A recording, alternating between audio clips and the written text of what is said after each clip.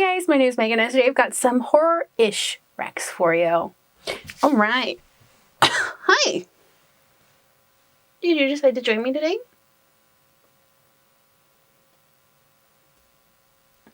Hi! You're so sweet.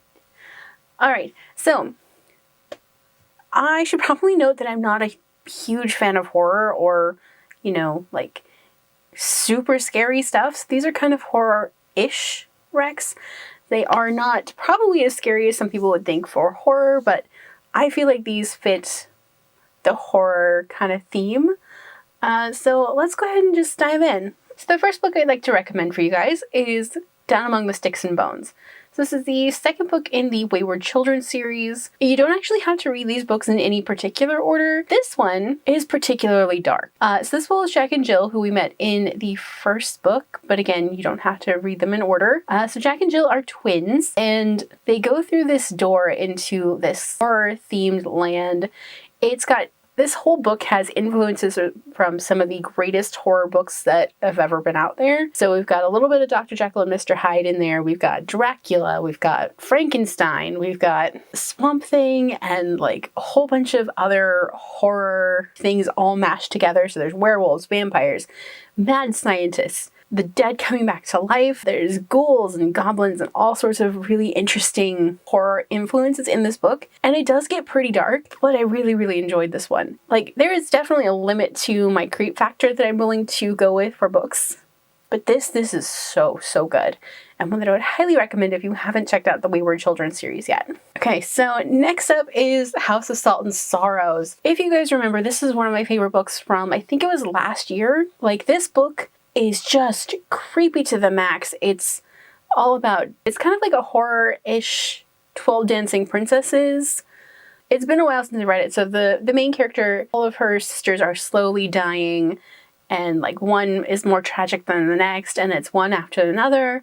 And the sister thinks that there's something not right about them dying. She thinks they've been murdered, and there's kind of like eldritch horror creatures like trying to take over their manor, and like it's super dark and creepy, and there's a lot of like water, so it's very like, it almost feels like you're drowning when you're reading this book. I don't know how to explain it. It's just so creepy. I think I have a full review on this one that I will leave linked up above. Like I said, it has been a while since I've read this book, but it was so like mind-meltingly good and creepy and just something that will stick with you. Okay, so next up is one that I've talked about quite a bit recently, and that is The Scapegracers. I love this book. It's so good. It's very reminiscent of Riverdale and Sabrina, and like reminiscent of teen horror movies that's just dripping in neon and witchy magic and kind of like that horror that comes along with that. It's just so good. I think I have a review for this one as well that I will leave linked up in the corner. But yeah, this book is just so good.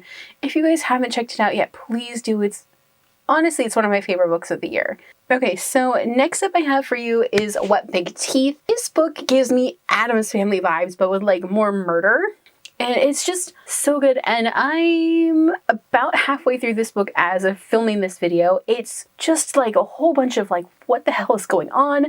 Like, from one point to the next, I don't know what's going to happen. And like, the setting is so interesting. Like I said, it reminds me very much of like the Addams Family, and there have been a couple of Addams Family references in the book so far. It's just a really interesting, creepy kind of set in. I'm having a little bit of a problem pinning this down of where it's set. I think it's set somewhere in the 40s or either in the 60s, just because of some of the references in it. And it's just so good.